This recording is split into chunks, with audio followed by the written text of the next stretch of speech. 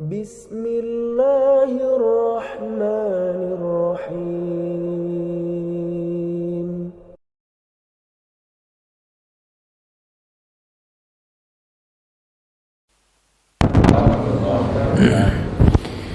Alhamdulillah, alhamdulillahi rabbil alamin, wassalatu wassalam ala ashrafil anbiya'i wal mursalin nabiyina Muhammadin sallallahu alaihi wasallam wa ala alihi wa ashabihi wa man tabi'ahum bi ihsanin ila yaumiddin, amma ba'du.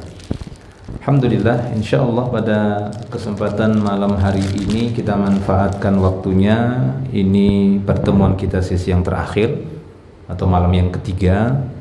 Kita akan manfaatkan untuk mempraktekkan 4 materi pembahasan yang sudah kita sampaikan 2 malam sebelumnya, dari tata cara mengurus jenazah atau ringkas tuntas mengurus jenazah, dari memandikan, mengafani, menyolatkan sampai kepada menguburkan. Nah, untuk yang pertama ini kita akan mempraktekkan bagaimana cara memandikan jenazah ataupun taksilul janazah. Sudah kita bahas kemarin bahwa hal-hal yang perlu kita persiapkan diantaranya adalah bagi yang hendak memandikan jenazah, ya, yang nanti juga bapak-bapak ketika setelah ini bisa mempraktekannya, jadi bisa dilihat dulu. Bagi yang akan memandikan jenazah, dan insyaallah dicontohkan, karena saya nggak bisa gerak-gerak, biar Akhraden saja yang sibuk sana sibuk sini ya. Jadi dia akan mencontohkan nanti dengan saya berikan arahan, dengan bantuan arahan. Jadi bagi seorang yang hendak memandikan jenazah, maka ada beberapa persiapan yang harus dia siapkan, diantaranya untuk melindungi dirinya, ya, yaitu masker. Nah, itu ya sudah kita bahas kemarin. Masker bisa didouble jika kita dapati ini mayit, ya, riwayatnya ataupun sebab-sebab kematiannya itu mungkin sakit atau yang semisalnya, maka hendaknya kita menggunakan masker yang lebih tebal lah, gitu ya, supaya enggak tercium baunya. Kemudian yang berikutnya adalah untuk pelindung pakaian kita, pelindung badan kita, supaya tidak langsung percikan atau sisa air mayit tadi. Walaupun air mayit itu tidak najis, tapi air istinjanya itu tadi, ataupun mungkin bisa memprotektif kita lah, gitu ya, dari hal-hal yang kita khawatirkan ada virus atau bakteri dan semisalnya. Nah, itu bisa didapatkan di toko-toko kesehatan ya. Toko-toko kesehatan dibeli ini sekali pakai, biasanya kita pakai ini, udah pakai celemek gitu. Ini sekali pakai buang, seperti itu ya, sekali pakai buang. Kemudian juga yang perlu disiapkan bagi yang mandikan jenazah, sarung tangan. Sarung tangannya ada 2, ada sarung tangan yang pendek begitu, biasanya kita pakai sarung tangan yang pendek. Lalu nanti ada sarung tangan yang agak panjang. Yang pendek ini nanti untuk memandikan, ya, saat nyabuninya. Adapun yang panjang itu kita pakai untuk istinja. Karena dulu pengalaman kita waktu pas istinja tetap pakai sarung tangan seperti ini, karena dia hanya sampai pergelangan. Saya pengalaman juga itu, akhirnya kotoran-kotoran mayit itu masuk ke sela-sela ini ya, karena terlalu pendek gitu ya. Jadi kita pilih, kita cari sarung tangan yang agak panjang. Insyaallah banyak juga jualnya itu, ya, yang dia sarung tangan karet yang agak panjang. Nah itu, jadi kita lapis, karena kan prosesnya istinja duluan. Jadi kita bisa langsung pakai sarung tangan yang pendek, sehingga nanti waktu pas itu nggak usah pasang-pasang lagi gitu ya. Tinggal melepas yang panjang, setelah itu kan mandikan. Ya kan prosesnya kan istinja dulu, baru nanti mandikan. Makanya kita pakai yang pendek lalu double yang panjang. Nah, nanti prosesnya setelah istinja, yang panjang ini kita lepas. Jangan kita pakai lagi gosok-gosokin wajah si mayit. Bekas duburnya kan begitu kan, itu kita lepas. Nah, untuk pun sepatu boot, yaitu ini aja kondisional saja. Kalau misalnya kita memakai tempat pemandian nanti yang lebih melindungi, ya, yang dia ada dari aluminium itu tidak perlu kita pakai sepatu boot lagi, karena aman, ya, jatuhan airnya itu sudah ada selangnya sendiri. Tapi kalau dia biasanya pakai meja seperti ini, nah itu kita harapkan pakai sepatu boot gitu ya, karena mungkin sisa-sisa kotorannya tadi itu, sisa air kencingnya itu bisa jatuh dari sisi-sisi meja dan mengenai kaki kita. Nah ini pada asalnya hukumnya tetap najis, walaupun berasal dari mayit, tetap itu najis. Jadi itu untuk yang memandikan. Adapun bahan-bahan mandi seperti yang sudah kita jelaskan kemarin ya, ada bahan pokoknya yang utama ya seperti air. Tapi di sini tidak kita pakai air asli ya, bisa banjir masjidnya. Jadi nanti gaya aja nyiram-nyirami seperti itu. Anggaplah ada air terus gayung pastinya ya, ember. Nah itu bahan-bahan yang memang sudah tahulah kita semuanya. Kemudian sabun ya, sampo. Nah itu ya, kafur barus. Nah ini sudah kita siapkan kafur barus. Kemudian juga ada untuk ini ya, pelengkap-pelengkapnya gunting, cotton bud, kemudian plaster, potong kuku ya, untuk memotong kuku. Nah itu biasanya kita juga kalau di Balikpapan itu sudah jual per paket gini, satu box. Biasanya masjid-masjid yang kita isi daurah, nah mereka minta dibuatkan satu box gini udah lengkap, kita kasih yang biasa kita pakai. Jadi untuk memudahkan kaum muslimin, jadi nggak repot lagi belanja ini belanja itu, sudah satu ini udah. Jadi kalau ada yang meninggal tinggal bawa box langsung dikerjakan, kan begitu. Tapi ya jadi itu ya. Ini kemudian kain-kainnya itu ada kain penutup aurat. Nah, ini jenisnya dia lebih tahan air gitu ya. Jadi nggak basah. Kita gunakan itu untuk penutup auratnya nanti dari pusat sampai lututnya. Nah, kemudian ada kain selimut, ada handuk. Nah, ini handuk untuk menyeka nanti terakhir setelah siraman kafur barus. Kemudian ini ada kain selimut untuk terakhir nanti udah kering, dihandukin lalu kita bungkus ya untuk dipindah ke tempat mengafani. Nah, begitu. Taib ya. Selebihnya itu ada pampers ya, atau diapers. Itu nanti bisa dipasang saat terakhir mandi atau bisa juga saat mengafani. Ya, bisa juga saat mengafani. Nah, itu dia. Kemudian ada waslap. Waslap ini untuk membantu nanti siwakkan begitu ya, untuk istinsak, mat-mat dengan dibersih-bersihkan ini gigi atau bibirnya mayit dan hidungnya. Nah, itu ya bahan-bahannya. Kemudian persiapan yang lainnya juga adalah tempat. Ya, tempat seperti yang sudah kita sampaikan kemarin, kita anggap tempat itu tertutup. Tapi karena ini sifatnya adalah kajian daurah yang untuk taklim, mengajarkan, ya terbuka kan gitu ya. Bisa dilihat. Jadi tempatnya tertutup. Kalau bisa tempat pemandiannya itu tadi ya, yang kita rekomendasikan itu yang lebih aman. Jadi airnya bisa dialirkan ke tempat pembuangan pakai selang secara langsung. Ya, kemudian jenazah ya, untuk jenazah masalah pakaiannya, karena biasanya ketika seorang meninggal dunia itu dia biasanya menggunakan pakaian ya gitu ya. Jarang orang meninggal itu dalam keadaan telanjang. Umumnya dia menggunakan pakaian. Nah, pakaian yang menempel pada jenazah ini bisa dilepas saat dia masih di ruang tamu atau masih berada di rumahnya, di tempat pembaringannya itu kan biasanya kan ada tempat pembaringannya. Nah, itu bisa dilepas pakaian di situ tapi langsung diselimutin. Cuma kalau kita biasanya itu melepaskan pakaian mayit ini nanti saat sudah berada di tempat pemandian. Nah, gitu ya. Jadi kita angkat dia dengan pakaian-pakaiannya. Nah, ini kita anggap si mayit sudah berada di tempat pemandian. Dia sudah berada di atas tempat pemandian. Lalu langsung kita siapkan kain penutup aurat. Nah, seperti itu. Langsung kita siapkan penutup auratnya. Nah, ini bisa kita lakukan. Yang pertama adalah pakaian. Ya, pakaian yang menempel pada tubuh si mayit itu kita lepaskan semua. Baik itu pakaian atas, pakaian tengah atau pakaian bawah atau celananya itu kita lepaskan. Terutama bajunya. Nah, itu dengan cara digunting.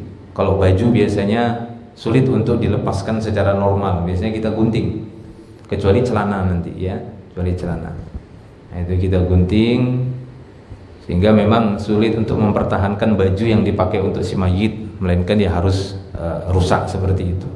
Walaupun kita harapkan kalau memang bisa dilepaskan dalam keadaan masih bagus, yaitu sangatlah bagus. Tapi kalau sangat sulit, maka nggak apa-apa digunting. Nah, setelah bajunya kita lepas, kemudian bagian pakaian bawahnya. Adapun pakaian bawah dengan memasukkan tangan kita ke dalam. Nah, kain penutup auratnya tetap kita jaga. Seperti yang sudah kita bahas. Nah, ditarik seperti itu, dipeloroti. Nah, aurat mughalladzahnya tetap terjaga. Ini namanya aurat mughalladzah. Aurat mughalladzah itu antara pusat sampai lutut. Itu senantiasa kita jaga terus. Taib, kemudian kita anggap jenazah sudah tidak ada pakaian lagi, sehelai pakaian pun di tubuhnya kecuali kain penutup aurat. Langkah selanjutnya, jadi perhatiin ya, nanti waktu pas praktek itu ya sedikit banyak dijelaskan begitulah gitu ya urutannya. Langkah selanjutnya adalah kita periksa sunnah fitrah. Ya, sunnah fitrah yang ada pada si mayit yang memang mampu kita lakukan. Kita periksa kukunya. Kalau masih terlihat panjang, kotor misalnya, kita potongin dulu. Nah, gitu ya, kita potong dulu. Seperti pernyataan Imam Ghazali yang saya cantumkan di buku itu, sangat disukai sunnah fitrah diterapkan untuk mayit. Nah, kita periksa kuku kaki, kuku tangan dan kakinya.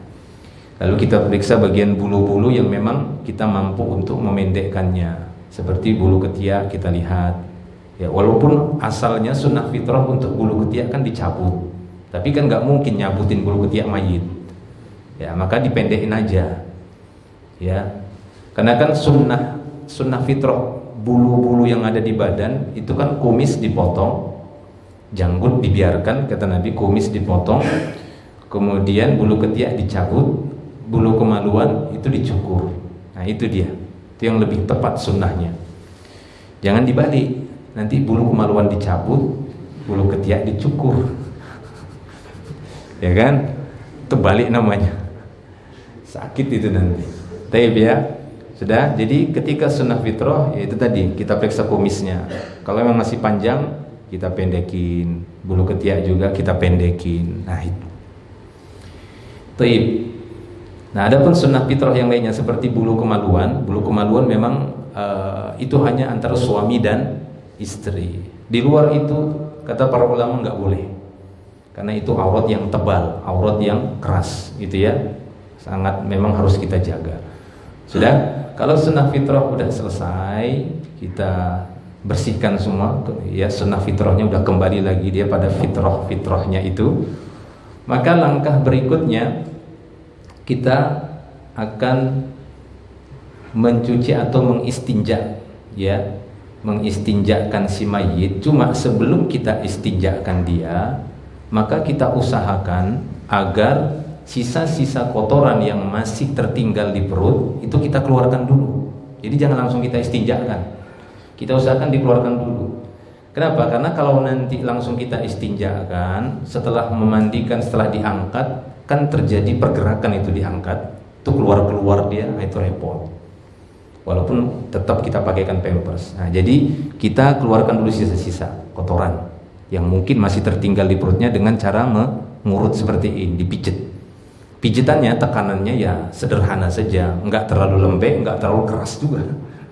Terlalu keras juga itu nanti bukan kotoran yang keluar, isi perut pula keluar nanti. Ya kan?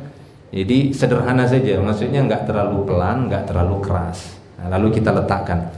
Kalau misalnya si mayit memiliki postur tubuh yang agak gede, nah di situ kita butuh bantuan yang lainnya. Tapi pada asalnya tadi yang tidak dibutuhkan untuk memandikan mayit, maka tidak boleh masuk ke tempat pemandian. Tapi kalau dia butuh satu orang, nah datang satu orang relawan lagi. Butuh satu orang, datang lagi satu. Untuk apa? Untuk mendorong belakangnya, dorong gini. Karena mungkin beban ininya ya berat, nah itu didorong. Jadi yang satu bisa.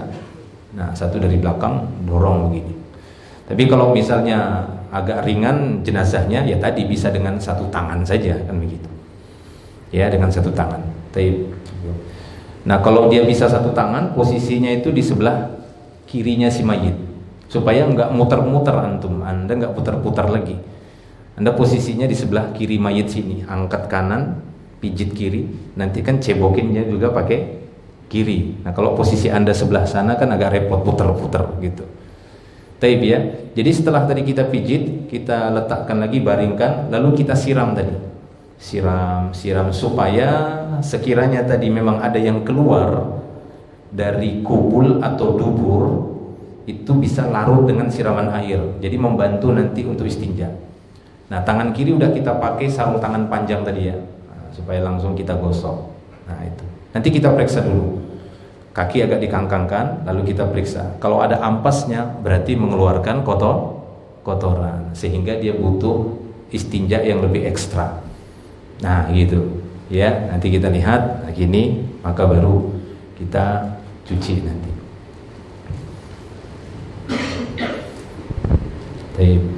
Nah seperti itu, disiram. Kalau dia ada selang, boleh pakai selang dimasukkan. Yang penting ada operatornya, karena nanti air akan keluar terus, gitu ya. Jadi kalau tidak ada, biasanya pakai gayung. Nah seperti itu. Nah itu dilakukan beberapa kali, silahkan.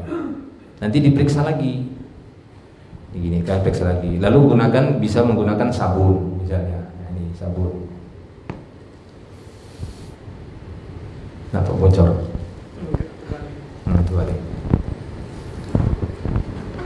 Nah, kita gunakan sabun, cek. Nah, lalu kita bersihkan bagian dubur. Dan ingat ya, untuk istinja itu yang paling utama yang kita bersihkan bagian dubur saja, yang digosok-gosok, selangkangan dubur itu.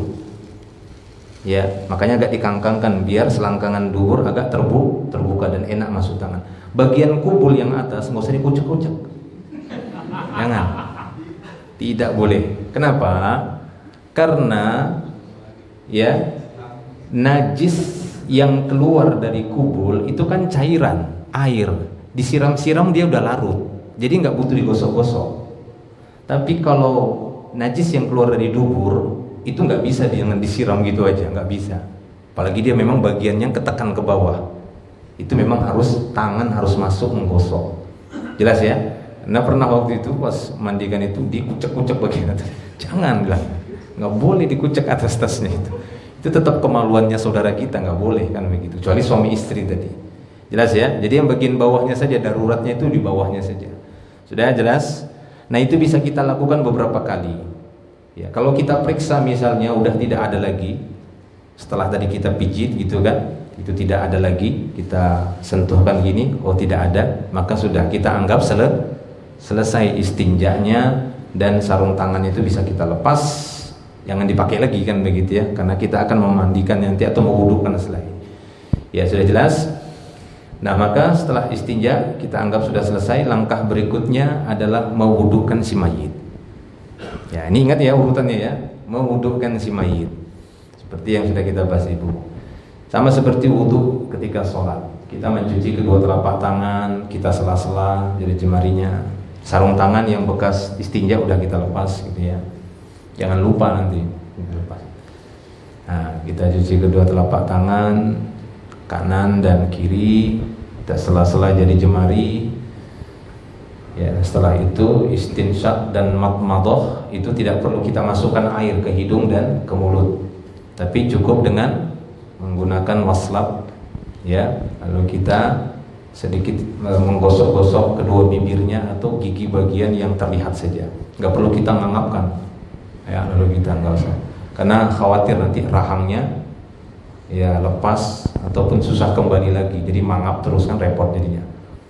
Nah, seperti itu, hidungnya kita gosok-gosok bagian minkhornya saja ya, ininya saja. Tapi setelah itu kita bisa membasuh wajahnya.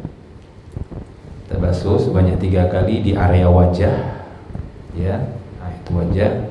Kalau ada janggutnya nanti kita sela-sela janggut itu sebanyak 3 kali. Lalu kita cuci bagian tangan kanan sampai siku sebanyak 3 kali juga. Ya seperti itu. Insya Allah mudah. Jadi kita nggak bingung nanti ada yang meninggal, udah percaya diri aja bisa gitu ya. 3 kali. Lalu tangan kiri juga sama 3 kali. Setelah itu mengusap kepala. Ada air minumnya. Pelan-pelan saja ada air minumnya. Aku haus. Ya, tangan kiri 3 kali sampai siku. Ya, terus mengusap kepala. Ya, sebagaimana wudhu gitu ya, mengusap kepala, agak diangkat kepalanya sampai tengkuk, balikkan lagi. Nah, seperti itu. Terus masuk ke telinga langsung. Lalu kaki, ya, kaki bagian kanan sampai mata kakinya. Yang lupa di sela-sela juga dari jemari kaki. Nah, gitu. 3 kali. Lalu kaki kiri juga sama. Ya, kita basuh 3 kali dan di sela-sela jari jemarinya.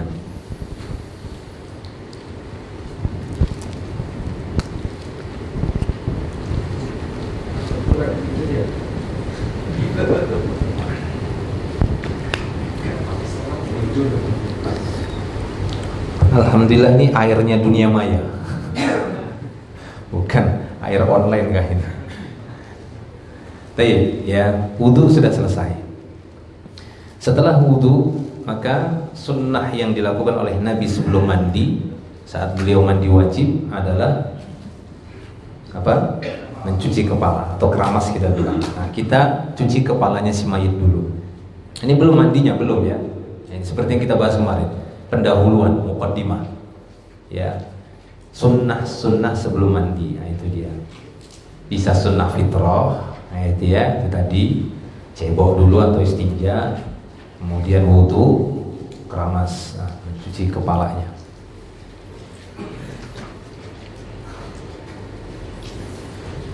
Nah, itu bisa kita gunakan perasan bidara, tapi kalau tidak ada bisa dengan busanya sampo atau pakai sampo gitu. Sama saja hukumnya ya, nggak apa-apa. Nah, seperti itu, di sela-sela ya. Jadi kayak mengkeramas gitu di sela-sela supaya air itu dan aroma wanginya sampo itu bisa masuk ke sela-sela kepala. Apalagi kalau jenazah wanita itu ya, pasti lebih ekstra dia untuk keramas rambutnya.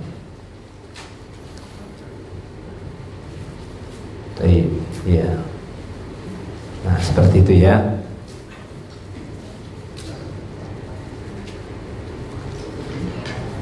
Ya, insya Allah bisa ya, nanti bisa dipraktekkan.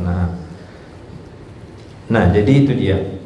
Langkah-langkahnya tadi pendahuluan, ada beberapa step tadi ya. Dan itu udah kita bahas sebelumnya, jadi kita praktekkan. Setelah itu masuklah kita kepada pemandian si mayit. Ya. Nah, saat memandikan si mayit ini kita utamakan agar bagian-bagian anggota wudhu diutamakan, yang mendapatkan sabun atau mendapatkan siraman. Nah, itu ya. Jadi kita siram bagian wajah. Nah, upayakan bagian hidung dan mulut itu agak ditutup. Ya. Supaya air tidak begitu banyak masuk ke dalam rongga. Nanti akan menggembung dia di sini. Lalu bisa kita gunakan sabun jika memang tidak ada tadi perasan daun bidara. Nah, boleh juga sabun langsung kita ucap di air itu ya sampai berbusa, diberbuih, boleh. Jadi longgar saja. Intinya air tersebut bisa bercampur dengan sesuatu yang wangi misalnya, yang bisa melunturkan mungkin daki-daki, nah semisal seperti itu. Yang paling praktis adalah sabun. Taib. Nah, kita upayakan untuk menyirami dan menyabuni bagian wajah. Ya. Lalu nanti diikuti bagian badan sebelah kanan. Ya. Kain itunya penutup aurat sedikit kita angkat agar air bisa masuk ke dalam. Lalu kita angkat. Ini kalau mau yang model pertama ya, kita selesaikan kanan dulu semua. Jadi kita siram bagian atas kanan, nanti sedikit kita angkat badannya. Nah, gitu ya. Supaya bagian punggungnya yang belakang, nah itu kita angkat kaki supaya kita siram, ces, gitu ya, agak dilempar, airnya dilempar, ces, nah gitu. Lalu kita angkat sedikit badannya dengan sedikit teknik, nah seperti itu, supaya dia terangkat belakangnya. Lalu kita ambil air, siram, ces, nah gitu. Jadi Anda nggak usah bolak-balik, ini aja satu posisi, selesai satu posisi kan begitu. Posisi Anda di kiri, yang kanan selesai. Lalu kembalikan lagi. Nah, lalu Anda bisa berputar nanti ke sebelah sananya. Sama seperti itu ya, putar ke sebelah sana sama seperti tadi. Jadi bagian atas dulu, baru nanti tangannya diambil gini, angkat biar punggungnya naik, lalu siram bagian punggungnya. Nah setelah itu, nah seperti itu terangkat dia. Nah, menyabuninya juga gitu nanti. Setelah air kita sirami tadi kan, kita anggap sudah tersentuh air semuanya, lalu kita sabun. Bisa menggunakan watslap ataupun kain yang memang bisa membuat ya yang lebih lembut lah, itu kan handuk gitu ya. Jadi upayakan pilih kain yang lebih lembut supaya perlakuan kita itu ke kulit mayit itu juga lembut. Karena itu kan watslap biasanya itu anak baby kan gitu ya, untuk bayi, jadi kita pilih itu. Karena kalau kain yang agak kasar dia, itu khawatirnya bisa melepaskan kulit. Karena sifat mayit itu kan kalau udah meninggal itu kulitnya agak longgar dia. Nah kita gosok-gosok dengan sabun. Intinya kita sabuni. Saat menyabuni juga upayakan yang kanan dulu. Nanti waktu membilasnya juga kanan dulu. Setelah itu yang kiri.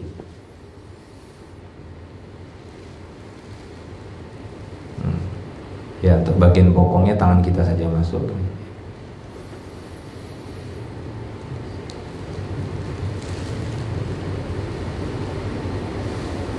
Ya. Siap. Ya, jadi untuk kemaluan nggak usah ya kan gitu. Karena dia sudah cukup. Dia bagian badan saja sampai pusat. Itu. Lalu kita bilas. Kita bilas yang kanan dulu tadi kan. Nah, yang kiri nanti sama gitu juga. Berpindah ke sebelah kanannya. Lalu kita sabuni yang bagian tubuh kiri, atas dan bawah. Lalu kita bilas lagi atas dan bawah. Selesai. Nah, gitu ya. Selesai seperti itu. Nah, kenapa kanan duluan ya? Hadis yang kita kemarin kita bacakan. Ya kata beliau sallallahu alaihi wasallam, "Ibda'na bimayaminiha wa maudhi'il wudu'i minha." Dahulukanlah anggota wudu dan bagian kanan.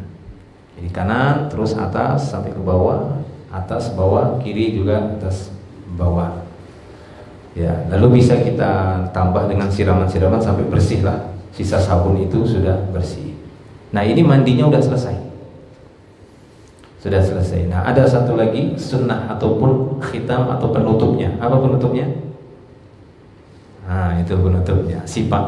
Siraman air kafur. Karena kata Nabi dalam hadisnya, "Ij'alna fil akhirah kafuran aw syai'an min kafur." Jadikanlah penutupnya yang terakhir dengan menggunakan kafur, siraman dengan air kafur.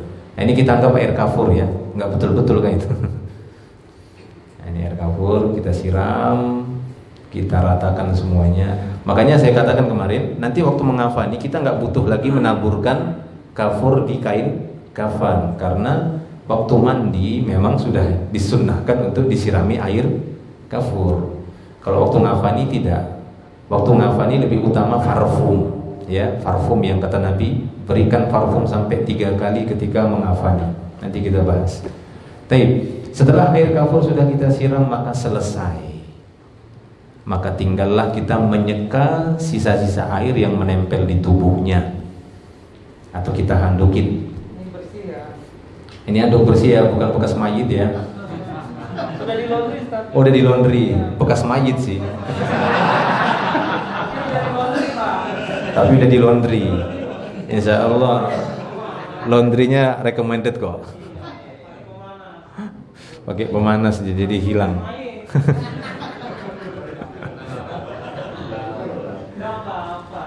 Nah, ini khusus bahan praktek, nggak digunakan untuk mayit ini. Memang khusus kita praktek di tempat-tempat itu kita bawa ini biasanya. Ya. Jadi cara mengandukin juga kita mulai dari atas, jangan langsung kita lepas kain penutup auratnya. Nanti ada saatnya ya. Jadi kita seka dulu bagian tubuh yang terbuka dulu. Bagian-bagian tubuh yang terbuka itu kita seka dengan handuk. Terakhir nanti baru kita lepaskan kain penutup aurat berbarengan dengan handuk.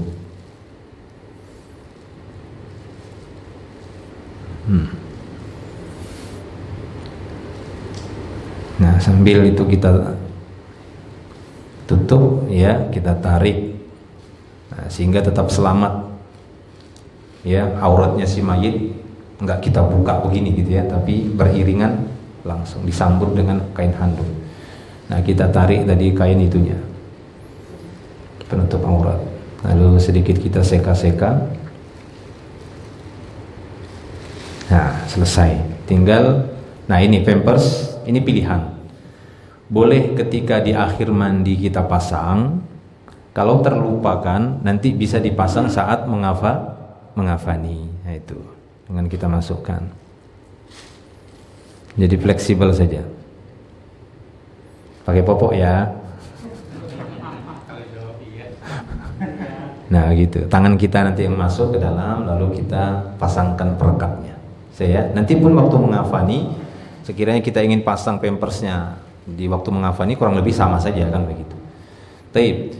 Kemudian kita pakaikan dia kain selimut panjang sebelum dibawa nanti ke tempat mengafani.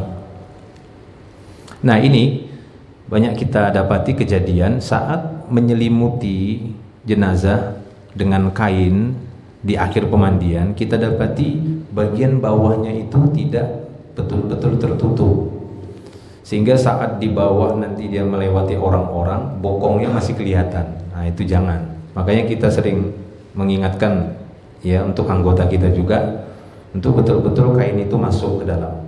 Jadi waktu ngangkat itu, apalagi kalau jenazah wanita kan ya kan, jenazah wanita yang ngangkat juga kadang kan laki-laki, diminta bantuan laki-laki.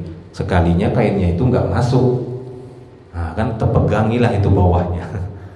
Nah ini kan bahaya. Nah maka upayakan betul-betul dia masuk ke dalam, ketemu antara dua ujung kain tadi tertutup. Baik. Nah setelah tertutup dengan rapi, silahkan bisa diangkat. Siapa yang mengangkatnya? Nah seperti itu ya. Baik, selesai ya untuk memandikan jenazah ini selesai. Silahkan mungkin kita kasih waktu pendek saja ya, 1 putaran saja. Yang mau coba nanti bagi 3 kelompok aja, atau siapa yang mau coba, walaupun tidak semua tapi ada yang mewakili lah. Nah gitu ya. Silahkan Pak, kita langsung bagi kelompok. Nanti setelah mencoba dengan waktu yang singkat saja, kita langsung berpindah ke cara mengafani. Karena dulu kita biasa itu, saya aja yang praktek sama teman saya, habis itu sudah gitu ya, jamaah nggak ada yang mau coba. Ini kalau bisa ada yang coba. Nah, jadi apa yang tadi udah kita lewati itu bisa coba diulang sambil disampaikan tadi. Yang pertama begini, kedua begini, ketiga ya ringkas saja, walaupun tidak sepanjang yang saya sebutkan tadi, tapi ringkas saja. Pertama ini, kedua ini, ketiga ini, keempat ini, terusnya sampai selesai. Siap, kita coba ya. Kita coba, kita bagi ke 2 lah, minimalnya 2. Kalau enggak cukup tempatnya 3 ya 2 gitu ya. Kalau bisa 3 bisa. Kita cukup dulu ini ya.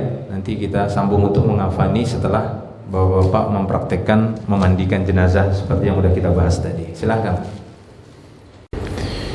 Ya, kita masuk kepada poin yang kedua atau materi pokok yang kedua dalam mengurus jenazah adalah takfinul janazah, mengafani jenazah. Seperti yang sudah kita bahas, insyaallah kita tinggal mempraktekkan saja malam hari ini dari bahan-bahan yang sudah kita bahas kemarin. Yang paling penting di dalam mengafani jenazah adalah menyiapkan kain kafan. Untuk warnanya jelas yang lebih utama putih. Lalu sudah kita ukur kain kafan tadi sesuai kebutuhan dengan ukuran mengikuti ukuran badan jenazah, ya, tubuh jenazah. Dari panjangnya, kemudian lebarnya udah kita bahas kemarin ya. Kalau dia 150 panjang tubuhnya dari kepala sampai kaki, maka kita lebihkan mungkin kurang lebih 1/3 saja menjadi 200. Lebar badannya misalnya 30, kita kali 3 supaya nanti bisa dilipat begini menjadi 90. Nah, itu contohnya seperti itu. Nah, kalau udah didapati, maka kita potong 3 lembar kain kafan yang berwarna putih tadi.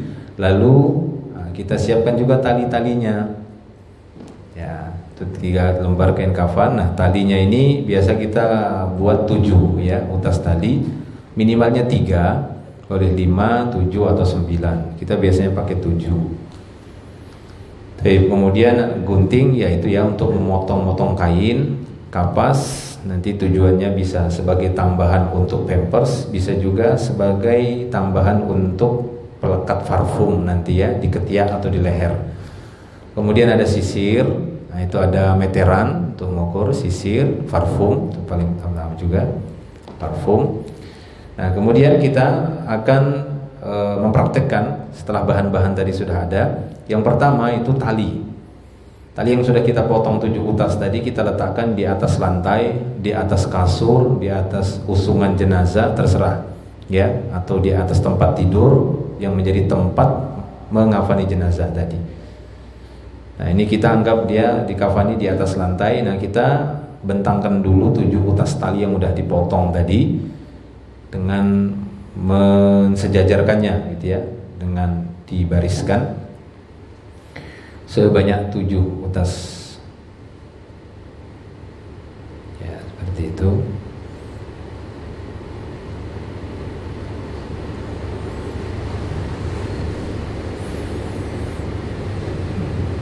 Nah itu 7 ya, 1, 2, 3, 4, 5, 6, 7 ya, jadi 7 utas tali.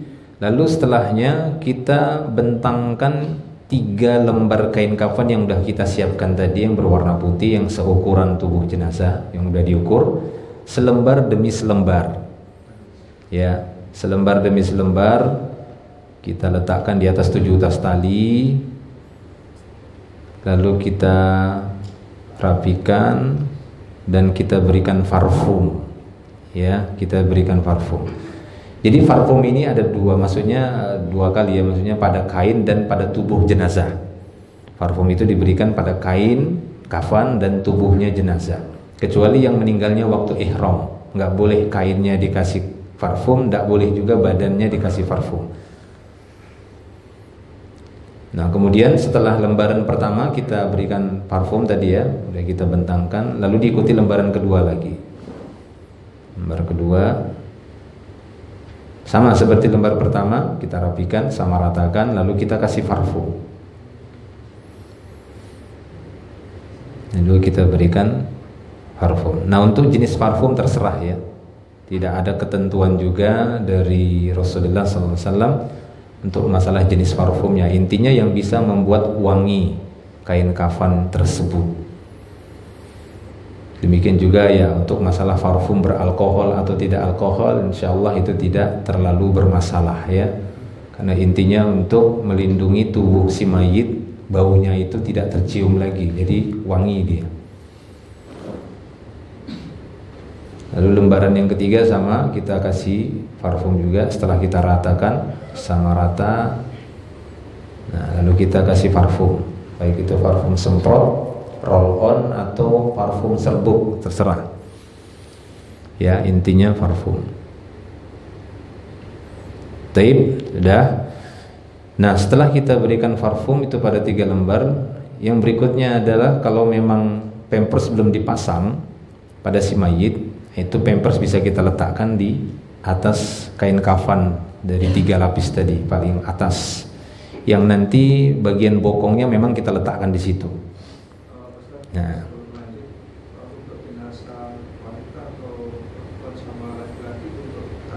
sama 3 lembar. Adapun hadis yang membedakan itu hadis yang dhaif. Jadi para ulama tidak mengamalkan hadis yang itu.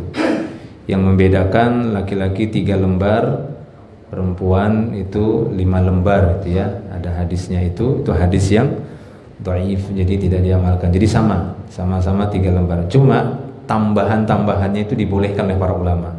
Semisal jenazah wanita itu ditambahi nanti jilbab, penutup dada, karena memang bagian dada wanita itu agak lebih besar kan begitu ya. Jadi buat penutup dada. Untuk laki-laki juga boleh, nggak apa-apa kalau mau dibuatkan penutup dada. Nah seperti itu. Bahkan ditambah izar, sarung untuk wanita itu. Nah itu nggak hitungan kain kafan namanya. Kain kafan udah kita bahas, seperti kata Imam Al-Ghazali itu ya, adalah kain yang memang satirun li jami'il badan, yang mampu menutup seluruh badan. Itu namanya kain kafan. Kalau potongan-potongan tadi itu bukan kain kafan, itu tambahan yang dibolehkan saja. Ya, jadi sama 3 lembar juga. Cuma yang bedanya nanti di tambahan saja. Mayat. ini untuk praktek memang ya beda, mayitnya naik sendiri. Jadi kalau udah seperti tadi, maka itu udah siap persiapannya. Jadi tinggal nunggu jenazah saja dari tempat pemandian. Angkat jenazahnya katanya, udah diangkat lalu letakkan tadi di posisi, nah itu ya, di posisi kain kafan yang udah dibentangkan. Nah seperti itu. Sudah, ini kita anggap sudah diangkat dari tempat pemandian. Iya, silakan. Apakah posisi mayat ini nggak langsung diletakkan sebelah kanan dan menghadap ke kiblat itu, atau begini aja dan setelah dikafani baru dibuka gitu misalkan? Iya, itu diberikan kebebasan karena memang tidak ada ketentuan dalam syariat saat mengafani, saat memandikan atau sebelum dimandikan seperti yang kita bahas, itu tidak ada ketentuan dia harus menghadap mana. Ya, kalau memang sanggup kata para ulama, hadapkan dia ke kiblat. Tapi itu sulit gitu ya, karena menghadapkan ke kiblat itu adalah dengan dimiringkan. Nah, jadi nggak memungkinkan, sehingga posisinya ini bebas menghadap langit namanya ini. Jadi mau kita putar dia kepalanya ke sana, kepalanya ke sana, kepalanya ke sana, kepalanya ke sini, dia tetap dikatakan menghadap langit, bukan menghadap kiblat. Jadi nggak ada ketentuan. Ya, memang ada sebagian ulama mengatakan disukai dihadapkan ke kiblat, tapi dibantah oleh ulama yang lain. Itu menyulitkan kata mereka. Susah menghadapkan dia ke kiblat. Coba hadapkan ke kiblat. Miring, nah gitu ya, susah gitu ngafaninya ngadepkan kiblat. Jadi nanti setelah dikafani baru diposisikan ke tempat sholat kan gitu. Karena biasanya kan mengafani itu bukan di masjid ya, biasanya dia di rumah, di kamar, nah seperti itu. Nah itu posisinya bebas sesuai dengan keadaan di rumahnya. Taib ya.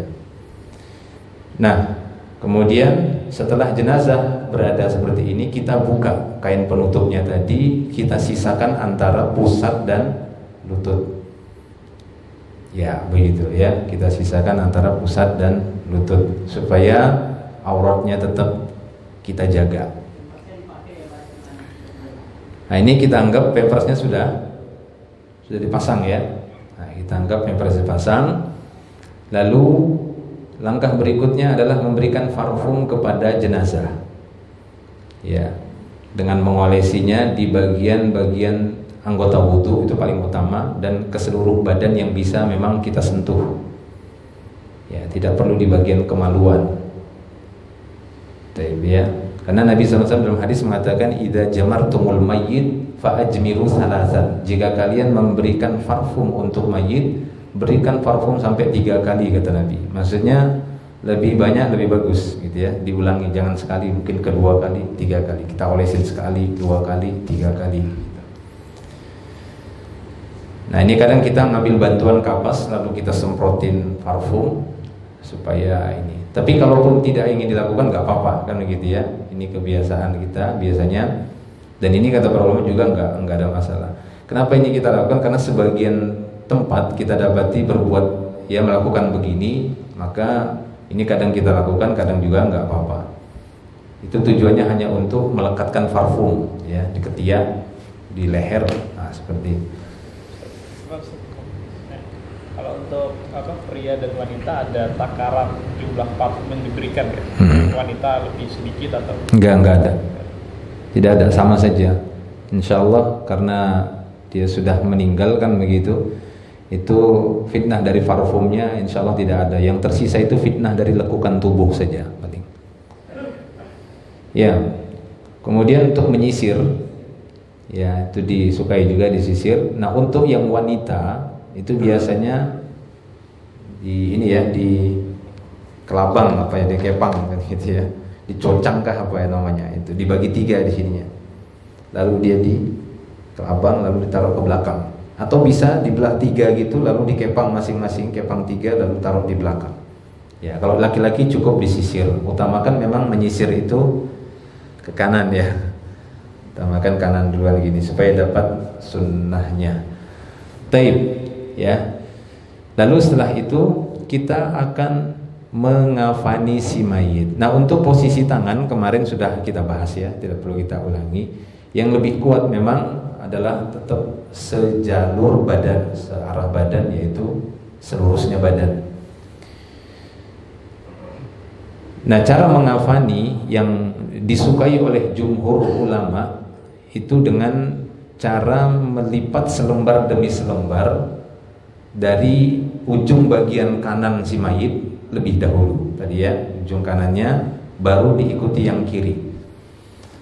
Nah itu lalu kita tarik kain penutup auratnya tadi supaya auratnya tetap terjaga, nggak tersingkap. Nah itu mungkin sekedar tekniknya gitu ya, biasa kita lakukan seperti itu agar kita melindungi auratnya nggak kesingkap. Lalu mungkin kita rapikan ya. Jadi yang sangat masyhur itu mengapani itu ada dua ya. Ini yang paling banyak mayoritas para ulama itu menyukai seperti ini caranya. Nanti coba kalau sempat nanti kita contohkan yang satu lagi. Tapi kita lebih memilih ini karena ini banyak disukai ya, dari mazhab Syafi'iyah dan mazhab Hanabilah dan yang lainnya. Jumhur para ulama menyukai cara mengafaninya itu selembar-selembar demi kanan dulu ya, kanan terus kiri, terus kanan lagi nanti kiri terus.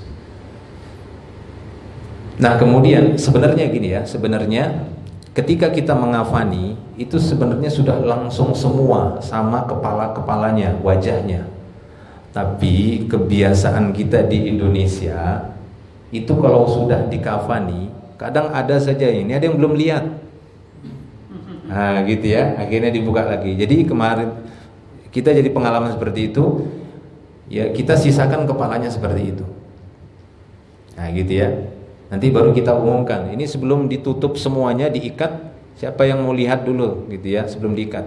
Nah gitu. Biasa kita gitu. Ya, tinggal dirapikan saja. Tadi mayat sudah diwudukan ya. Nah kalau ada yang boleh nggak boleh sentuh ya berarti kalau orang jadi. Ya boleh aja Pak. Iya. Nggak ada pengaruh sama wudunya. Enggak berpengaruh dengan wudhu. Bersentuhan itu tidak membatalkan wudhu. Sentuhan yang dimaksud itu jima. Dalam Al-Quran itu semua ungkapan sentuhan laki-laki dan perempuan maknanya jima, itu batal wudhu. Bukan sentuhan begini ya, itu tidak batal wudhu. Begitu juga nangis. Katakan ada kan gak boleh nangis. Yang tidak boleh nangis itu dengan nangis yang niyahah, itu tidak boleh. Karena nanti bisa berefek si mayit ikut juga kesiksa. Tapi kalau nangis biasa dia cium, ya itu tidak ada masalah nangis biasa. Karena Nabi pernah mencium juga sahabat dan beliau dalam keadaan nangis. Ya. Yang tidak boleh itu nangis yang niyahah. Tahu nangis niyahah ya? Yang meratap gitu sampai jerit-jerit. Nah, itu tidak boleh. Karena dalam hadis kan disebutkan innal mayyit yu'adzabu fi qabrihi bima niha alaih. Mayit itu akan tersiksa gara-gara ada yang niyahah. Yang dikirim ke keluarganya ya. Jangan dipoto dikirim ke keluarga. Ada apa di lokasi? Astagfirullah.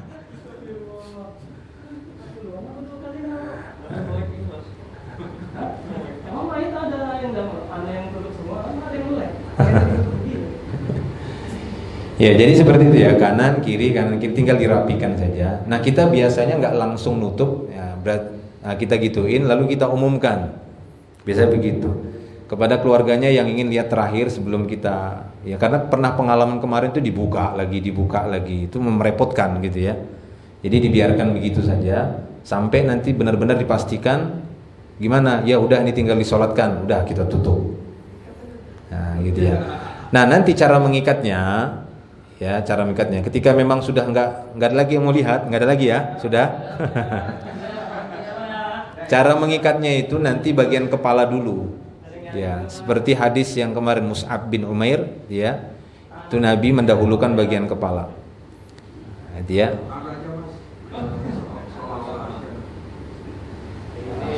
tahan, masih anak muda kuat napasnya. Ya diambil selembar-selembar ya, selembar-selembar.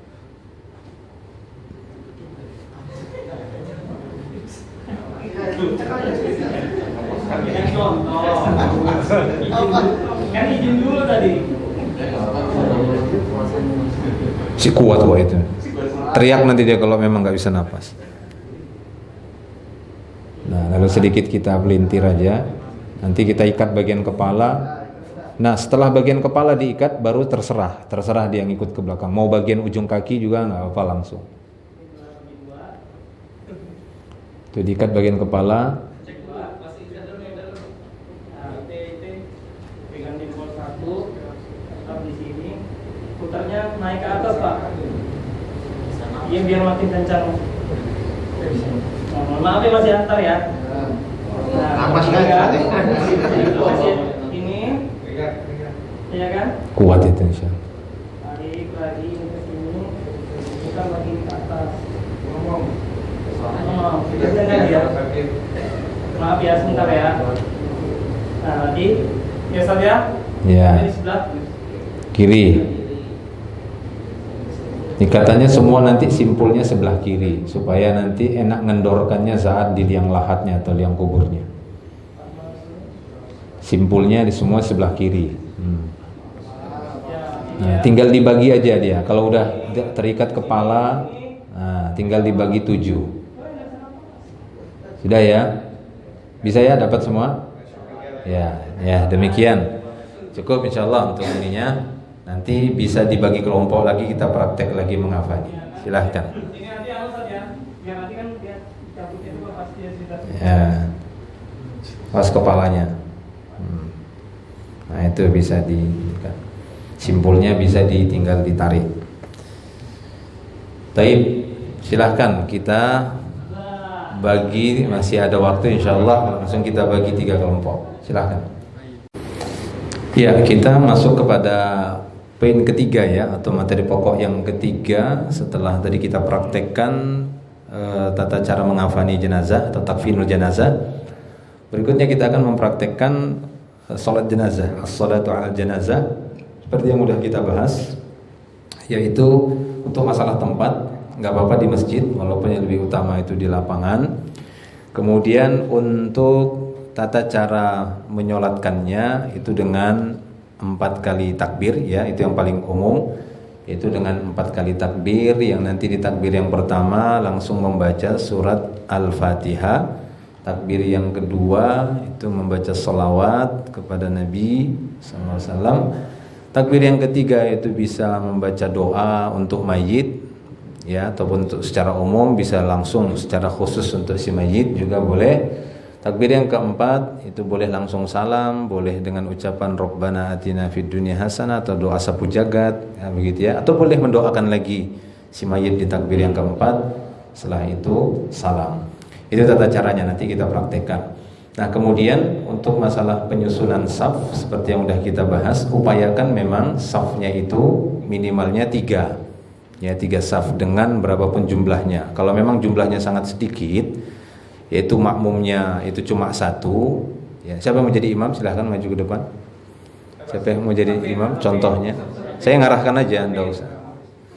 Nah, untuk jenazah laki-laki itu posisi imam sejajar dengan kepala, geser sedikit kepala. Nah, itu dia posisinya di situ.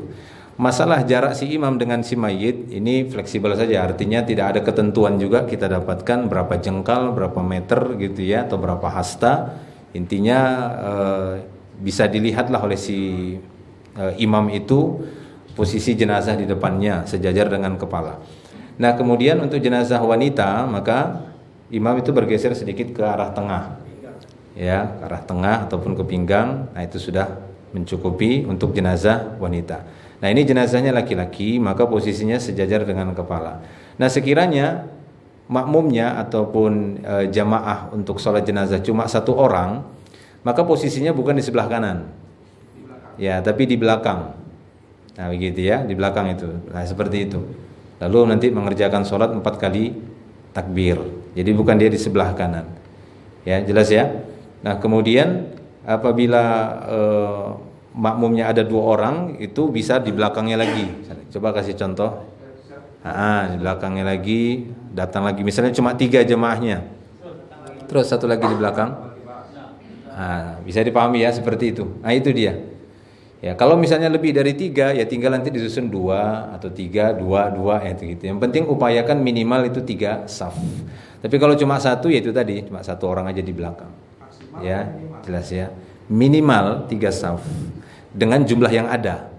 Ya, tapi kalau lebih dari 3 saf ya nggak apa-apa kan begitu. Misalnya orangnya sangat banyak, mau nggak mau harus ada saf yang keempat. Ya, nggak apa-apa kan begitu. Itu lebih utama. Tapi kalau bisa diupayakan minimal 3 saf walaupun dengan jumlah yang sedikit, ya, walaupun dengan jumlah yang sedikit. Sudah ya? Seperti itu. Untuk masalah misalnya jenazah lebih dari 1, insya Allah udah pahamlah semua, nggak usah kita praktekkan. Udah nggak usah lari. Di situ aja. Ya, ini kita contohkan tata cara sholatnya. Nanti saya bantu dengan bacaan saja. Ya, dengan bacaan. Bisa dibantu silahkan, mungkin belakangnya mungkin 2 atau 3. Nah, ikut aja nggak apa-apa. Nah, seperti itu. Nah, ya untuk masalah sholat jenazah ini seperti yang udah kita bahas, tidak ada seruan apapun kecuali ya mungkin imam mengarahkan agar safnya disempurnakan, ya, dirapikan, dan jarak antara satu saf dengan saf berikutnya itu nggak apa-apa berdekatan karena tidak ada ruku' dan sujud. Jadi ya rapat ya, dan semakin banyak yang ikut sholat itu lebih bagus, itu lebih utama. Ya, kemudian tidak ada azan, tidak ada iqamah, dan tidak ada seruan yang lainnya. Nah, imam bisa langsung memulai takbir ya untuk memulai sholat jenazah ini. Silakan langsung takbir saya upayakan. Untuk safnya sama sholat biasa, harus merapatkan saf. Sama saja, iya. Ya makanya ya mungkin imam mengarahkan agar safnya dirapatkan kan begitu. Yang belakang ke depan. Ya, sudah. Kalau makmumnya cuma 4, yang 2 di saf pertama atau di kedua ada begini. Makmumnya cuma 4? Iya. Ya berarti kan 2 bisa 2 kemudian belakangnya 1. Ya, begitu ya. Jadi jangan ditanyakan, loh sendirian dia di belakang. Ya iya. Sendirian lah memang di belakang kan, karena memang ini tidak ada maksudnya tidak ada kaitannya dengan penyusunan saf salat 5 waktu. Kalau salat 5 waktu sendirian di belakang itu memang ada masalah kan begitu. Nah, begitu. Tapi kalau salat jenazah justru untuk mendapatkan 3 saf tadi enggak apa-apa. Bahkan kalau dia berdua saja dia tetap di belakang sendiri, bukan di samping kanannya. Ya, kita mulai ya. Takbir pertama langsung Allahu Akbar. Nah, seperti dia. Takbir yang pertama membaca Al-Fatihah langsung dengan ta'awudznya, a'udzubillahi minasyaitonirrajim. Dan ini bacanya sir ya, walaupun dia malam tetap bacanya makhafatah, yaitu dengan sir. Ya, a'udzubillahi minasyaitonirrajim. Bismillahirrahmanirrahim. Alhamdulillahirabbil alamin, arrahmanirrahim, maliki yaumiddin, iyyaka na'budu wa iyyaka nasta'in. Ihdinas siratal mustaqim, siratal ladzina an'amta 'alaihim ghairil maghdubi 'alaihim waladdallin. Amin. Selesai. Ya. Lalu takbir yang kedua, Allahu Akbar. Nah, gitu ya. Jadi boleh juga dengan angkatan tangan, dan itu biasa di tempat kita dengan tetap mengangkat tangannya. Nah, setelah takbir kedua membaca salawat sebagaimana salawat di dalam salat, ya, bisa dengan ucapan Allahumma shalli ala Muhammad wa ala ali Muhammad kama shallaita ala Ibrahim wa ala ali Ibrahim innaka Hamidum Majid. Allahumma barik ala Muhammad wa ala ali Muhammad kama barakta ala Ibrahim wa ala ali Ibrahim innaka Hamidum Majid. Selesai. Lalu takbir yang ketiga, Allahu Akbar. Nah, takbir yang ketiga ini seperti yang kita sebutkan kemarin, doa. Ya, karena pada dasarnya salat jenazah ini disyariatkan untuk mendoakan si mayit. Nabi mengatakan dalam hadisnya, "Idza shallaitumul mayyit fa'aktsiru lahu du'a." Atau fi riwayatin fa'akhlisu lahu du'a. Jika kalian menyolatkan jenazah, khususkan doa memang untuk dia. Ya, bagaimana cara mengkhususkannya itu tadi. Makanya boleh setelah takbir yang ketiga kita boleh membaca doa khusus atau doa umum. Kalau doa yang umum tadi Allahumma ighfir li hayyina wa mayyitina, itu kan umum. Nah, yang lebih khusus dia itu yakni Allahumma ighfir lahu warhamhu wa'afihi wa'fu anhu wa akrim nuzulahu wa wasi' madkhalahu wa ghsilhu bil ma'i wal thalji wal barad wa naqqihi minal khataaya kama yunaqqu thawbul abyadu minad danas wa abdilhu daran khairan min darihi wa zaujan min wa zaujan min zawjihi wa ahlan min ahlihi wa zaujan min zawjihi wa dakhilhul jannah wa a'idhu min adzabil qabri wa adzabin nar. Ya, boleh diulangi lagi, silahkan. Ya, silahkan diulangi sampai kita merasa bahwasanya kita ya betul-betul ingin membantu dia agar dia diampuni. Karena sebaik-baik doa di sisi Allah itu ya dengan diulangi. Kalau bisa 3 kali, ya kita ulangi lagi 2 kali sampai 3 kali. Nah, kalau kita sudah merasa cukup mendoakannya di takbir yang ketiga, maka kita lanjut takbir yang keempat. Allahu Akbar.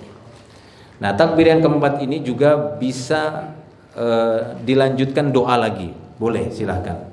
Baik itu dengan doa yang khusus ataupun dengan doa yang umum. Atau boleh dengan doa sapu jagat. Nah, silahkan doa sapu jagat. Rabbana atina fid dunya hasanah fil akhirati hasanah wa qina adzabannar, itu boleh. Atau boleh dia langsung salam. Ya, silahkan kalau memang sudah selesai bisa langsung salam. Assalamualaikum warahmatullahi. Assalamualaikum warahmatullahi. Ya, sekali aja boleh, 2 kali juga boleh. Selesai sholatnya. Alhamdulillah. Ya, selesai sholat. Ya, selesai sholat jenazah bisa langsung diangkat. Nah, tadi ada yang ketinggalan sedikit. Sebelum sholat itu memang Nabi biasanya menanyakan dulu.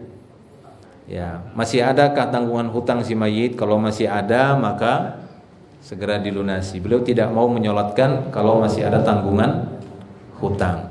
Tapi sekiranya misalnya setelah sholat baru itu diumumkan, sebenarnya nggak apa-apa juga. Tapi karena melihat kebiasaan Nabi, biasanya Nabi sebelum sholat menanyakan itu. Ya, cuma di sini saya ingatkan, adapun sebagian orang biasanya itu meminta persaksian kepada jamaah, ya, apakah mayit ini baik, kan begitu ya. Maka saya tidak menganjurkan cara seperti ini.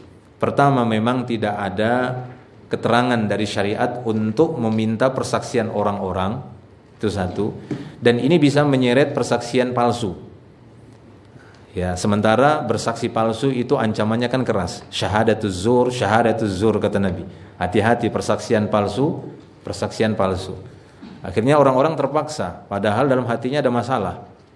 Apakah mayit ini baik? Baik, kata dia. Apa yang baik kan begitu ya. Nah, jangan kan begitu. Lebih bagus kita memotivasi orang-orang, bapak-bapak, ibu-ibu, ini saudara kita, maafkan dia. Ya kan begitu kan. Kalau memang masih ada urusan, datangi keluarganya. Kan begitu. Kalau ada urusan harta, kalau ada urusan yang berkaitan dengan mungkin kesalahan dan apa, tolong dimaafkan. Kan itu saja lebih bagus daripada kita minta orang-orang untuk bersaksi, khawatirnya nanti terpaksa bersaksi palsu. Nah, itu dia.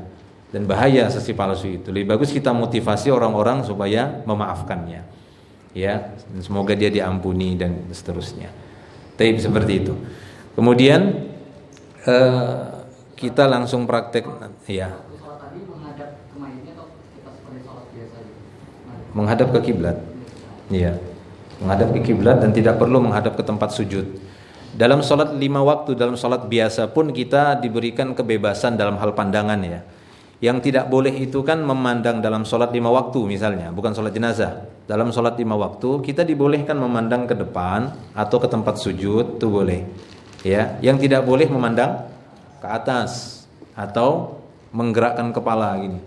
Nah, itu ya. Tapi kalau lirikan mata masih boleh. Jika dibutuhkan gitu ya. Lirikan mata seperti ini, yang penting tidak menggerakkan ininya. Karena ini iltifat namanya kalau begini. Nah, ini curian seton sehingga kita begini. Nah, gitu. Adapun ketika sholat jenazah maka ini lebih ringan lagi. Artinya ya tetap enggak usah lihat ke atas gitu ya, lihat ke depan saja. Ya, karena memang sebagian ulama mengatakan ketika kita sholat berjamaah seharusnya pandangan kita itu lebih banyak ngeliatin imam, kan begitu, supaya kita nggak keliru. Ini imam ini sujud apa kan begitu kan? Nanti jangan-jangan dia sujud sajadah tapi lupa ngumumkan kan gitu. Jadi kita lihat oh dia sujud sajadah gitu. Nggak apa-apa ya ngelihat ke depan seperti itu, atau kita lihat tempat sujud. Yang tidak boleh itu ke atas atau lihat kanan kiri begini. Ada lagi yang mau ditanya mungkin untuk sholat jenazah? Ya. Bagian imam sholat jenazah itu waktu dia salam kalau berkanan ada fitulannya itu. Ya Allah alam, itu saya anggap mungkin hanya sebatas apa gitu ya, spontanitas saja. Mungkin bukan karena ada satu keyakinan lah begitu ya, karena memang udah biasa dia assalamualaikum dia gini assalamualaikum. Tapi kalau memang ditanyakan adakah dalil seperti itu, ya nggak ada memang ya. Cuma kadang mungkin seperti itu kebiasaan gitu ya, kebiasaan. Tapi ada lagi? Kalau tidak ada langsung kita praktekkan cara menguburkan. Iya, kasihan ini nah, kita ikat terus. Jamnya juga sudah.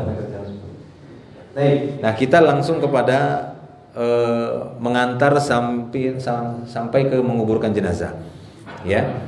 Untuk masalah mengantarkan jenazah seperti kemarin sudah kita bahas, kita pakai ini aja ya. Kita pakai ini saja. Jenazah laki-laki memang itu sangat disukai terbuka seperti ini. Kalau memang di sana dikhawatirkan terjadi keributan, ya nggak apa-apa ditutup, kan begitu ya. Daripada dikhawatirkan terjadi keributan, nggak apa-apa ditutup pakai kain, misalnya kayak sekedupnya.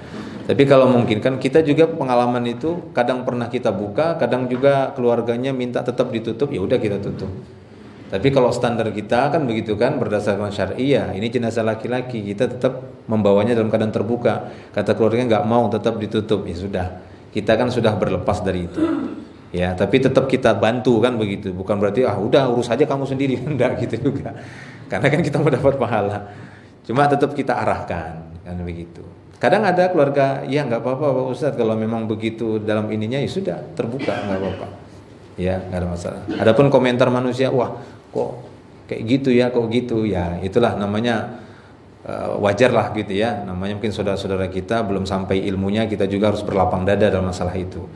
Ya, seperti itu. Yang penting kita melakukan itu memang ada dasarnya kan begitu. Sebagaimana bapak-bapak kalau bekerja pasti ada SOP-nya kan begitu ya. Kita juga standar operasional syar'inya itu ada memang kan begitu. Maksudnya bukan kita gaya-gayaan aja begitu kan, enggak gitu. Taib ya. Jadi seperti itu. Kalau dia jenazah perempuan memang kita tutup. Nah, kemudian ketika kita mau membawanya selesai sholat, itu memang sangat disukai langsung dibawa. Karena Nabi mengatakan asri'u bil janazah, segeralah mengantarkan jenazah, membawa jenazah untuk dikuburkan. Nah, setelah selesai disolatkan maka bisa langsung diangkat. Siapa yang mengangkatnya? Jadi kita praktekkan itu nanti saat kita mengangkat jenazah itu nanti, itu diharapkan tidak ada api, karena kan hadisnya kemarin sudah kita bahas ya, la tuttaba'ul janaiz atau la tuttaba'ul janazah ya bisautin wala narin, tidak boleh mengiringi jenazah itu dengan suara ataupun dengan api. Ya, itu ditafsirkan oleh para ulama, suara di sini tidak ada suara bacaan-bacaan apapun, pujian-pujian atau yang semisalnya, itu tidak ada syair-syair, pantun-pantun atau yang semisalnya. Ya, tidak ada juga api, obor yang semisalnya, itu tidak perlu. Langsung saja kita angkat dan berjalan dengan tenang. Kalau jenazah itu dibawa dengan kendaraan, ya karena umumnya sekarang dibawa dengan kendaraan. Nah, upayakan yang mengiringi jenazah ini yang menggunakan kendaraan, dan rata-rata yang mengiringi itu pakai kendaraan. Nah, itu upayakan itu jangan mendahului mobil jenazah. Upayakan di belakang. Ya. Lalu bagaimana dengan orang pembuka jalan? Ya, sebenarnya ini kurang ini saja gitu ya. Artinya kita sebagai umat Islam itu kalau tahu itu adalah jenazah, maka syariat kita memerintahkan apa? Memberi jalan. Bahkan ketika kita duduk ada jenazah, sunnahnya apa? Berdiri kita untuk menghormati jenazah tadi. Nah begitu ya. Cuma kan banyak nggak paham. Sudah tahu ada tiut ada jenazah di belakang. Urus apa kan gitu ya. Nggak paham itu. Harusnya dia nggak usah diminta juga udah kasih jalan. Nggak usah memancing orang yang ngiring itu harus teriak kan begitu. Kadang kan terpancing. Yang ngiring itu ini kok pelit sekali nggak mau ngasih jalan.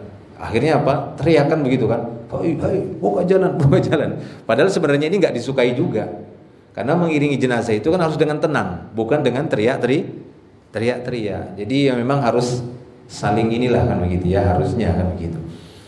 Ya, jadi kita upayakan seperti itu, jenazah yang lebih dahulu.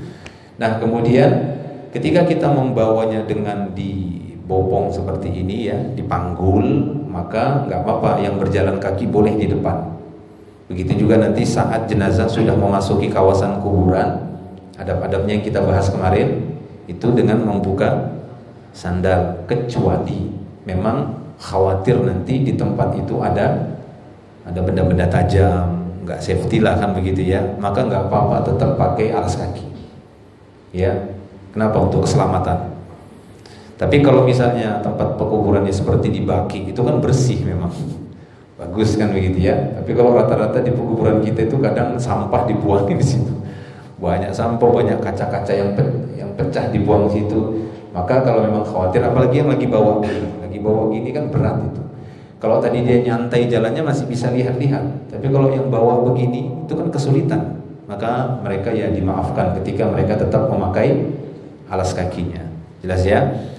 Nah, kemudian saat memasuki kuburan tadi lepaskan sandalnya, atau ya dia lanjut dengan membaca doa dengan doa tadi ya, Assalamualaikum ahlad diyar minal muslimin wal mu'minin wa inna insyaallah bikum lalahiqun nas'alullah lana wa lakum al-afiyah.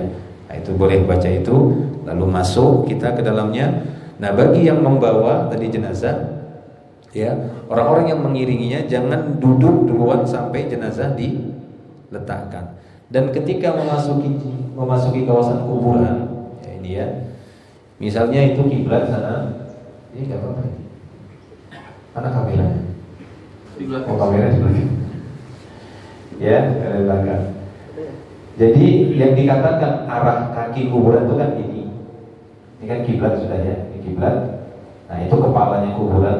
Nah, usahakan jenazah itu datang nanti dari sini, lalu diletakkan di sini. Dan ya, letakkan di sini. Tapi kalau memang menyulitkan, maka nggak apa-apa, dari arah manapun silahkan. Tapi kalau memang memungkinkan dari arah kaki, letakkan dia di sini. Ayo silakan, siapa yang mau angkat-angkat silakan. Boleh. Kuat, yang kuat-kuat. dan di gym.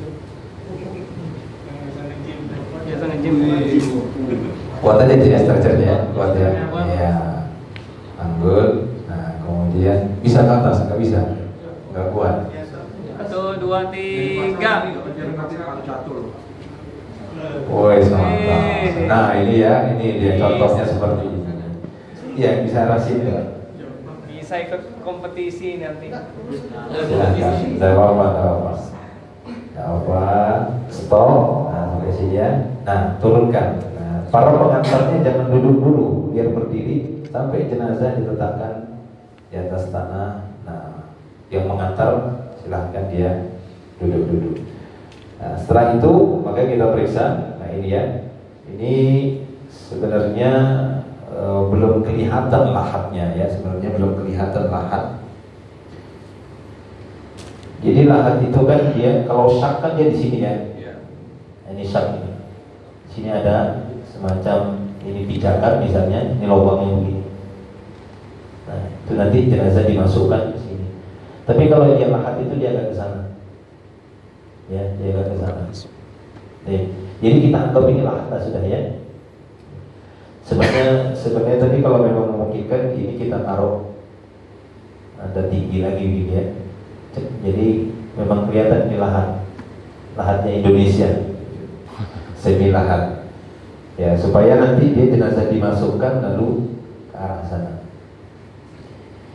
Baik, kita lanjut. Kemudian setelah jenazah sudah sampai seperti ini, maka yang lahatnya sudah siap, maka ini bisa kita masukkan ke sana.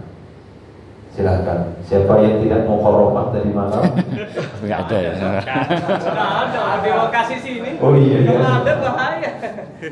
Silakan, mungkin 1-2 orang gabungkan di sini ya. Silakan untuk praktek aja. Ada bapak 2 orang di sini. Ya, ceritanya nyambut di dalam. 2 orang nyambut ya. 2, 3. Iya. Ceritanya di dalam. Iya. Hadapnya ke sana. Jadi dari arah kaki ya, kan dari arah kaki sini. Nah, bapak sini, bapak sini. Nah, nyambutnya tangan kanan itu di bawah, nanti tangan kiri di atas. Masuk. Bismillah. Ala millati Rasulillah. Sambut tangan kanan, sambut tangan kanan. Iya, gitu. Terus tangan kiri yang di atas ya. Kiri di atas. Sudah lepas. Kemudian didekatkan ke laha. Awas. Awas saya cetit, Pak. Terus putar, masih di atas dia diputar. Nah, gitu ya. Ini bantal. Terus kasih bantalan kepalanya. Biasanya pakai tanah ya, tapi nggak bawa bantal itu aja biar empuk.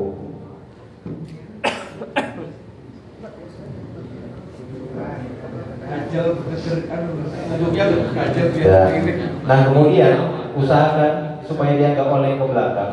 Bagian bawah yang kanannya si mayit itu tarik keluar. Ya gitu. Coba. Anggaplah sudah. miring. Iya, ditarik. Iya, ditarik supaya ya paham ya. Nah ditarik. Asal gak nyium. Iya, ditarik sudah. Nah nanti belakangnya sini kan sebenarnya ini di dalam ini tanah itu kan sudah tutup sini ya kan. Aslinya lahat kan itu dia. Dia udah tenggelam ini badannya di paretnya itu kan kayak paret itu. Nah begitu. Sudah kemudian setelah itu kita sudah coba dilepas, bisa dilepas. Kita goreng. Bukan orangnya. Tante terkejar mata lagi. Nah. Bentar. Mas yang lain lihat, Pak. Ya. Aman. Nih, bentuk pantat. Nah, dia anggaplah lahatnya lah gitu. Ya. Nah ini dia kalau mau kendorkan. Ya, sudah gitu aja, kendorkan aja. Dah, gitu aja dikendorkan. Ujung juga ya. Sudah, iya sudah. Ujung juga ini semua dikendorkan. Sudah. Nah setelah itu tinggal kita letakkan papannya. Mana papannya?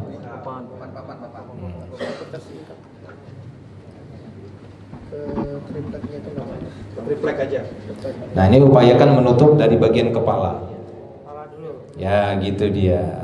Tapi ini karena memang nggak tenggelam, ini kan nggak masuk ke paretnya, jadi nyangkut itu. Nah ini yang saya bilang itu biasanya kalau lahat itu terlalu pendek, akhirnya papan juga dapatnya pendek, ketekan nanti badan si mayit. Tapi ini kan praktek aja ya. Nah, dah gitu ya. Coba kita susun. Nah, aman. Nah, kalau jadi upayakan tutup papannya juga dari bagian kepala. Terus nanti dibariskan dia itu sampai ke arah kaki. Nah, ini praktek saja. Ya. Terus. Nah, cukup dah. Ya, cukup. Nah, setelah kita udah anggap tutup gini, papan ini nanti kita taburi. Pas tanah 3 kali. 1 siram, 2 3 di arah kepala kita siramkan 3 kali, baru kita timbun. Jelas semua ya? Ah, begitu dia. Sudah selesai. Nah, boleh diambil itu. Jalan aja.